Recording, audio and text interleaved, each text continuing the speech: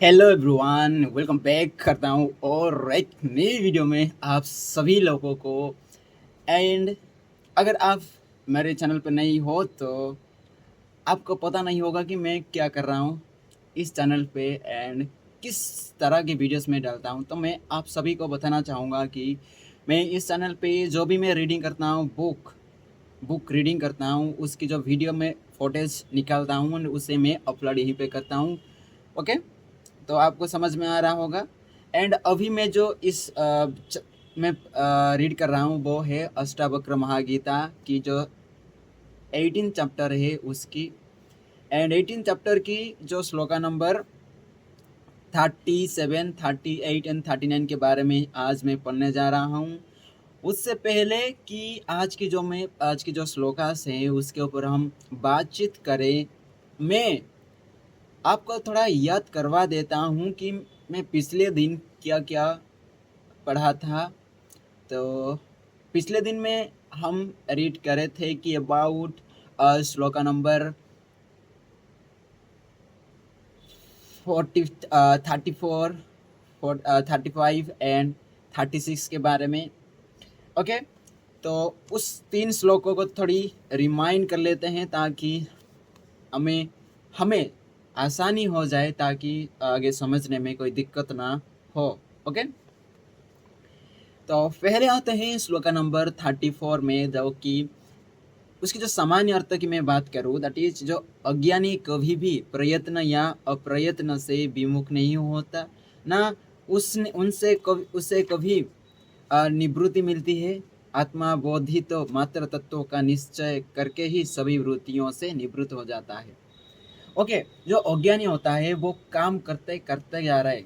Okay, उससे वो छुटकारा नहीं पाना चाहता, वो पाना ही नहीं चाहता, प्रयत्न से विमुख या प्रयत्न करता ही जाता है, प्रयत्न से विमुख नहीं होना चाहता, किंबा अप्रयत्न से भी विमुख नहीं होना नहीं चाहता।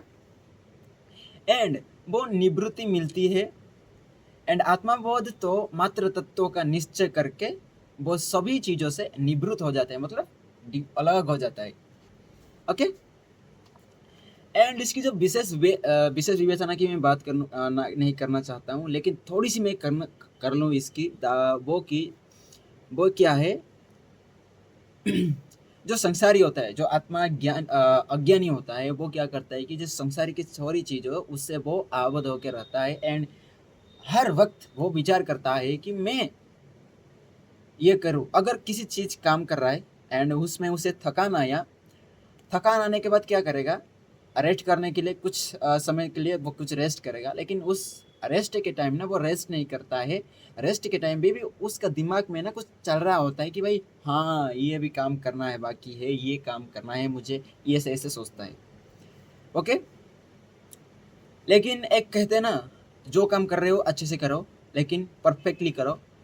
ध्यान इधर नहीं करने का, क्योंकि इधर उधर करने से एक चीज़ भी आपका कंसंट्रेशन फोकस नहीं हो सकेगा, तो आप एक चीज़ में फोकस नहीं कर पाओगे, तो वो चीज़ को अच्छे से समझ नहीं पाओगे। ओके, इसलिए वो नियम भी यहीं पर लागू होता है। ओके, ये वो दोनों के लिए होता है, अज्ञानी के लिए भी नियम अप्लाई हो सकता है एंड ज्ञानी के लिए भी। क्योंकि ज्ञानी के लिए भी बहुत सारी चीज़ों को छोड़कर, आपको सारी चीज़ों से निवृत्ति होकर आप क्या क्या करना पड़ता है, अलग होना पड़ता है। अलग होना, अलग होने का इच्छा नहीं रखना, अलग होना मतलब सहज बात, सहज से। ओके, एंड नेक्स्ट आते हैं श्लोका नंबर 35। वो क्या कहती है, जो अज्ञानी अभ्यासों को महत्व देते हैं वे शुद्ध बोध प्रिय प्रपंच रहित पूर्ण और निरामय आत्मा का कभी नहीं जान सकते। ओके, जो आत्मा ज्ञानी होते हैं वो शुद्ध बोध प्रिय प्रपंची पूर्ण और निरामय आत्मा को जानते हैं।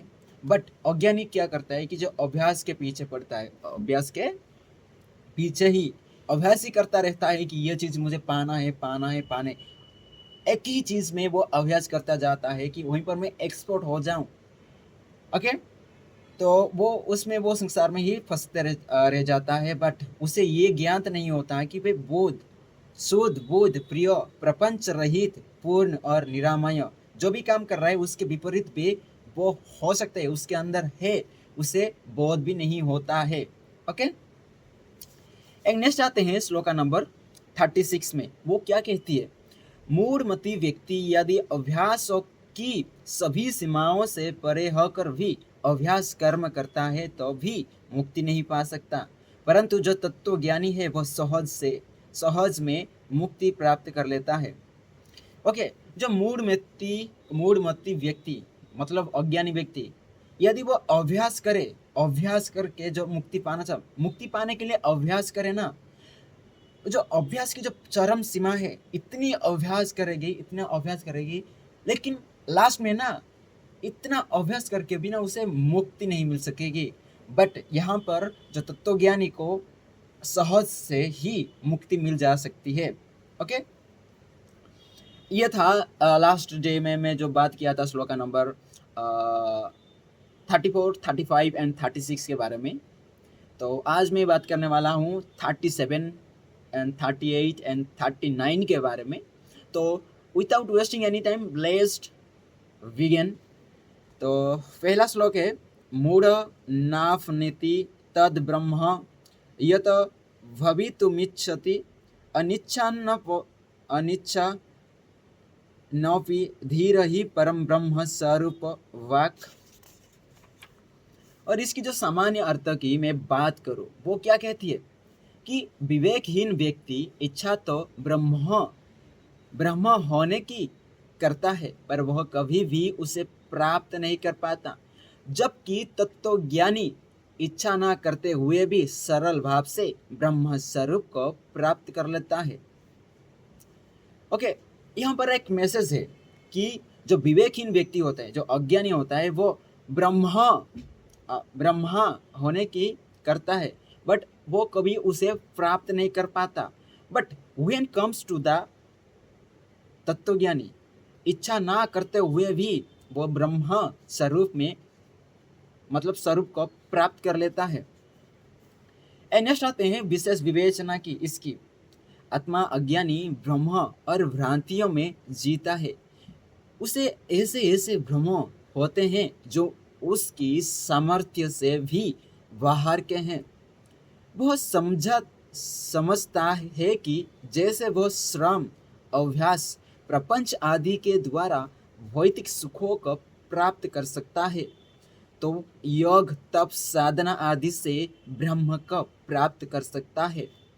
मूढ़मती यह नहीं जानता कि जिसे वह अभ्यास कर्म से प्राप्त करना चाहता है, वस्तुतः वह सहज और स्वयं में लब्ध है। वह ब्रह्म को कहीं अन्यत्र का तत्व मानता है। ओके, हमें पता है कि पिछले जो चैप्टर्स थे, जो जो प्रीवियस चैप्टर्स है ईयरली ऑफ इस बुक की जो स्टार्टिंग में ईयरली ऑफ द बुक की जो स्टार्टिंग चैप्टर्स है, उसमें ही बता चुके हैं अष्टवक्र जी राजा जनक को कि हमारे अंदर ही ब्रह्म है एंड ब्रह्म में ही हम है। तो ये यहीं पे तो हो गया कि भाई हाँ, जो अज्ञानी होता है वो ब्रह्म को बाहर कोई और देखता है, बट जो तत्वज्ञानी जानता है कि ब्रह्म अपने अंदर ही लब्ध है। अज्ञानी व्यक्ति समझता है कि ब्रह्म कोई देवता है जो तप साधना भक्ति आदि से प्रसन्न होकर दर्शन देकर मुक्ति का वरदान देता है, जबकि वह स्वयं ब्रह्मांश है। आत्मज्ञानी ब्रह्मा होने की चाह नहीं करता, क्योंकि वो अपने आप को ब्रह्म होने का निश्चय कर चुका है। ओके, आत्मज्ञानी करता है कि उसे पता है कि भाई मैं ही ब्रह्म का अंश हूँ, तो उसे प्राप्त करने की कोई इच्छा क्यों हो सकती है? मैं अपने आप को कैसे क्यों प्राप्त करूँगा? मैं अगर मेरे पास एक चीज़ है तो उसे पाने की इच्छा मैं क्यों करूँगा और दूसरी चीज़ से? ओके, मैं बिलीव करता हूँ कि मेरे अंदर है तो है भाई, तो वाई आई बिलीव इन के बाहर है, मेरे पास है ना वो, तो मैं क्यों बिलीव करूँगा कोई और बोलेगा तो बाहर दुनिया में है वो, तो और कुछ करने से वो मिलता है, तो मैं श्रम करके मिलता है नहीं। तो नेक्स्ट आते हैं श्लोका नंबर 38 के बारे में। वो क्या कहता है कि निराधार ग्रह व्यग्रा मूढ़ा संसार पोषका एतस्या नर्थमूलस्य मूलच्छेदः कुत बुद्धये। ओके, इसकी जो सामान्य अर्थ की बात किया जाए, इसकी इस संसार का पोषण तो विवेकहीन पुरुष अपने निराधार तर्क, पूर्वाग्रह और क्षीणता व व्यग्रता के द्वारा करते हैं, जबकि इस अनर्थ संसार का नाश सदैव ज्ञानी पुरुषों द्वारा ही किया जाता है। ओके, यहाँ पर एक बहुत कंप्लीट टाइप का एक कॉम्प्लेक्स टाइप का एक श्लोका है, एंड इसे समझने में थोड़ी दिक्कत आ सकती है, बिकॉज मेरे को भी थोड़ी दिक्कत आ रही है, बट मैं ज़्यादा से ज़्यादा कोशिश करूँगा कि मैं उसे आपके सामने इजीली आपको पेश करूँ। तो वो क्या कहती है कि जो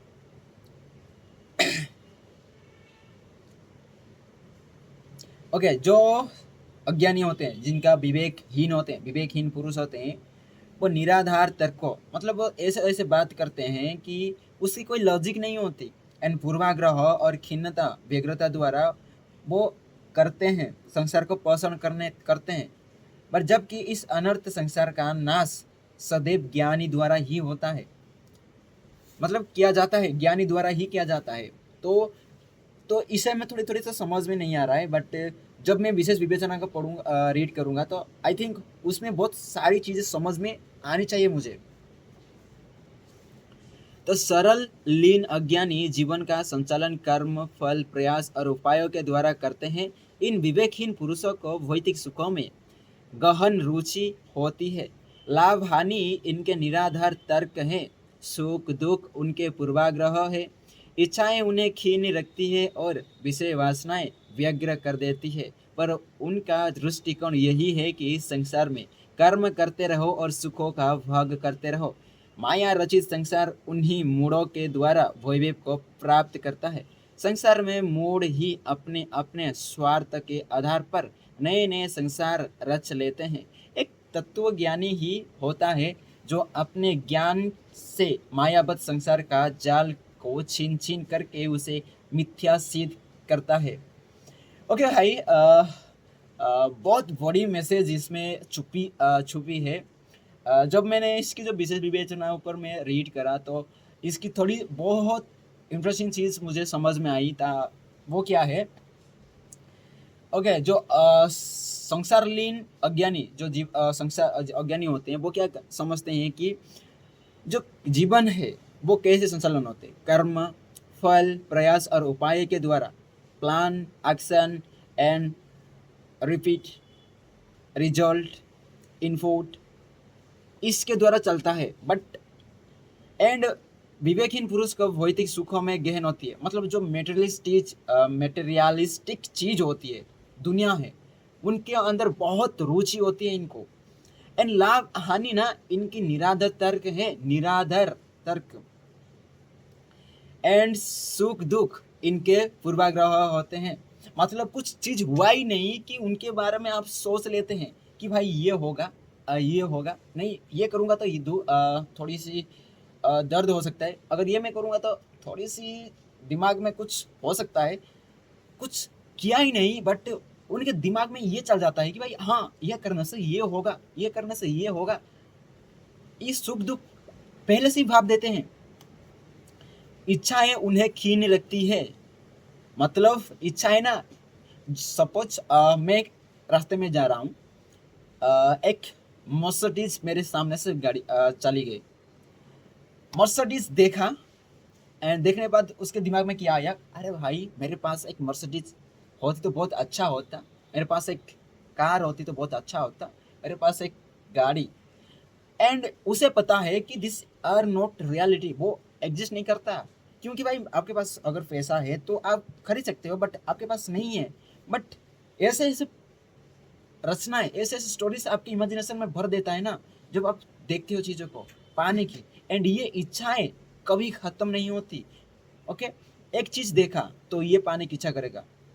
एंड अगर ओके, और एक एग्जाम्पल देता हूँ, कोई इंसान आपके सामने एक चीज़ बार बार कर रहा है, मतलब आपको दिखा कर रहा है बार बार, आप लास्ट में क्या करोगे, उससे दिखाने के लिए ना आप भी वही चीज करोगे जो पहले वाला बंदा कर रहा है। मतलब सपोज मैं एक और रिलेटेबल एग्जांपल आपको दे देता हूँ कि देखो, सपोज किसी ने आपको गाली दी, सपोज किसी ने आपको गाली दी, सबके सामने गाली दी। ओके, किसी ने आपको सबके सामने गाली दी, आपका कोई कोई दोष नहीं है, कुछ भी नहीं है, आके बोल गाली दे दिया, एंड वो आपसे ना उसी टाइप का गाली भी रिएक्शन चाहता है कि आप भी ऐसे गाली बको, मतलब आप भी बोलो। अगर उस टाइम पे आप चुप रह सकते हो तो उससे ऐसे फील होगा कि उसे ना ऐसे फील होगा कि भाई ये तो कुछ रिप्लाई नहीं दे रहा है, मेरे बात का कोई रेस्पेक्ट वैल्यू नहीं कर रहा है, तो उसे इंसल्ट फील होगी। अब कुछ नहीं करना, अब जब साइलेंस रहोगे ना, देखना आपको बहुत सारी चीजें, लेकिन जब जरूरत है ना, ज्यादा जरूरत है ना, तब बोलना जरूरी है। नहीं तो मैंने एक रील्स देखा, मैं आपको ये बता देता हूँ। वहीं पर एक मोटिवेट स्पीकर रही थी कि अगर आप अपना डिसीजन नहीं लेते हो, अगर आप अपना डिसीजन नहीं लेते हो तो आपका डिसीजन लिया जाता है, वो लिया जाता है। तो ना लेने से बेहतर, डिसीजंस ना लेने से बेहतर आप सही या गलत जो भी चूज करना चूज कर लो।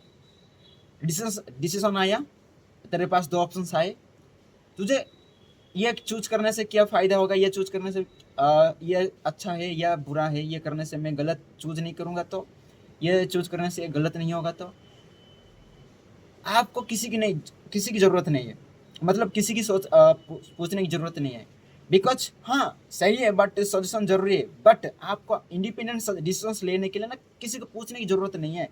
जब तक आप गलत नहीं करोगे तो सही भी नहीं जान सकते हो। तो आपको ना दो ऑप्शन दिया जाएगा, आप चूज करो, डिसीजन लेने के लिए आपको छोड़ा जाएगा। अगर आप डिसीजन नहीं लेंगे ना, आपका डिसीजन कोई और लेगा, आपका डिसीजन किसी और के हाथ में क्यों देगा, क्यों दोगे भाई? आपका डिसीजन सही हो गलत हो बाद में पता चलेगा ना, पहले आपको सिलेक्ट करना है।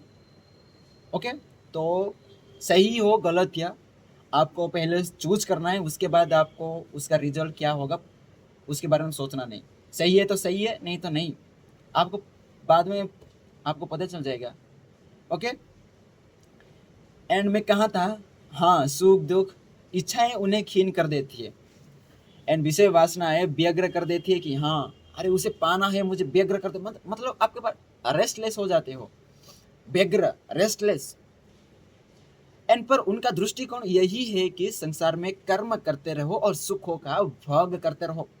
एंड जो अज्ञानी का जो प्रिंसिपल होता है, आप कर्म करते रहो एंड आप सुखों की हैप्पीनेस को आप प्राप्त करते चलो, बट इट्स नॉट एक्चुअली।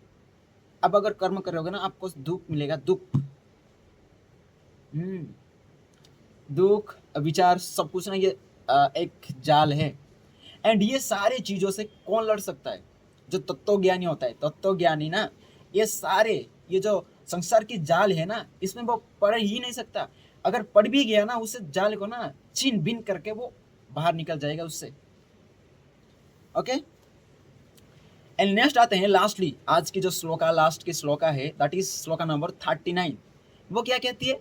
ना शांति लभते मूढ़ यतः समीप समितुमिच्छति धीरस्त्वश्च धीरस्तस्त्व विनिश्चयस्त्य सर्वदा शांत मानसः।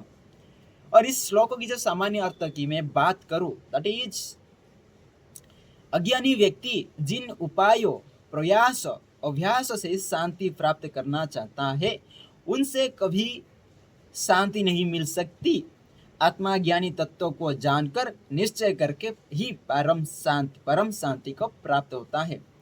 ओके, जो अज्ञानी व्यक्ति क्या करता है कि शांति पाने के लिए बहुत सारी चीजें ट्राई करती है, ट्राई करते हैं, प्रयास करते हैं, अभ्यास करते हैं, मेडिटेशन करने ट्राई मतलब अभ्यास करते हैं कि ट्राई करते हैं, बट उन सारी चीज़ों से ना उसे खुशी नहीं मिली। जब तक आपको ना रियलिटी आपको एक्सेप्ट नहीं किया, जब तक आप रियलिटी को एक्सेप्ट नहीं किए हो, तब तक आपको परम शांति मिलने की तो कोई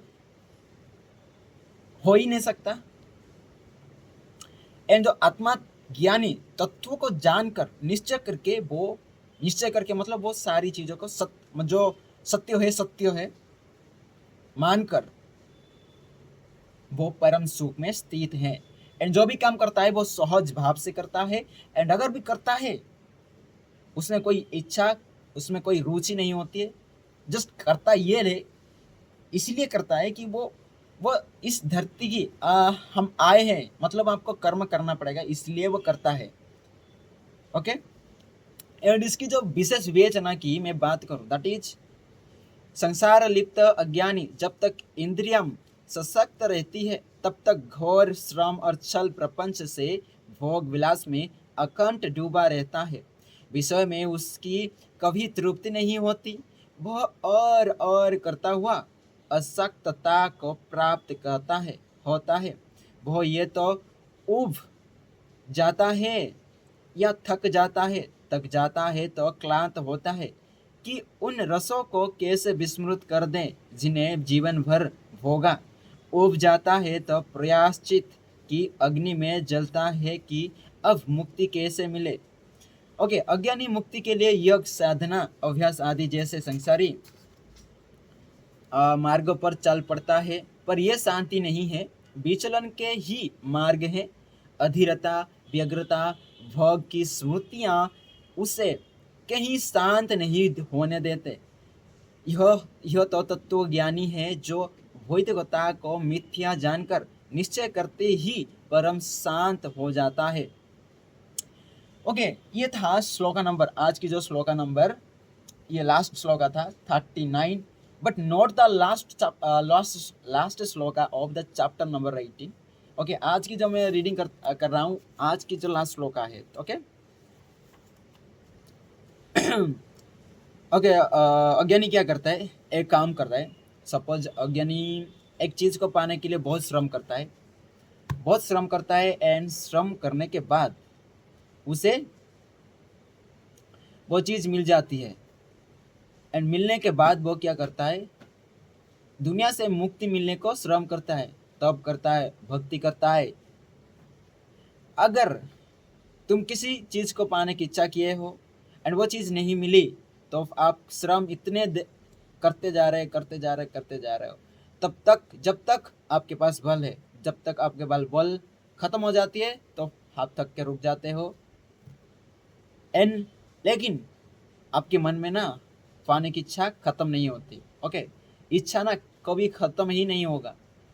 ओके, उसके ऊपर बहुत लंबी हो गई वीडियो, तो लेकिन जाने से पहले मैं एक और मैसेज देना चाहूँगा।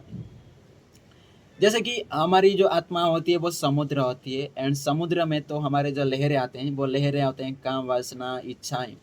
अभी आप देखना, जो समुद्र में हर वक्त ना लहरें आते हैं, लहरें को अगर हम इच्छाएं लेते हैं तो लहरें तो हर वक्त आएंगे, मतलब इच्छाएं तो हर वक्त आपके दिमाग में आएंगे।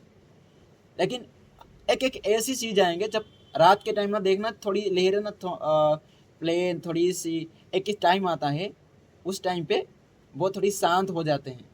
मतलब वो एक वैसी स्टेट है, अगर वो कंपेयर करें ह्यूमन दिमाग के साथ, वो एक ऐसी स्टेट है जिस स्टेट पे आप कुछ भी रीड करोगे, कुछ भी करोगे, वो बहुत देर तक याद रहेगी। ओके, एंड इसी स्टेट में ही जीवन भर रहना को ही तत्वज्ञानी कहते हैं, उस इंसान को ही तत्वज्ञानी कहते हैं। ओके, एंड सारी चीज़ों से वो बिछड़ जाता है। ओके, ये था आज के लिए, इतना ही। मिलते हैं तब तक के लिए, बाय, एंड ख्याल रखना अपना। एंड आई होप सबका दिन अच्छा गया हो। एंड ख्याल रखना। एंड नेवर फॉर आपका ना स्माइल अपनी मुंह से ना हटनी नहीं चाहिए। स्माइल बहुत ज़रूरी है आपको ज़िंदगी जीने के लिए। स्माइल बहुत इम्पोर्टेंट है। ओके, अब क्या पता कि भाई आपकी स्माइल देखकर कोई स्माइल कर रहा हो, उसका भी भला हो जाए। ओके, वाह, एक ख्याल रखना, अपना ध्यान रखना। टाटा।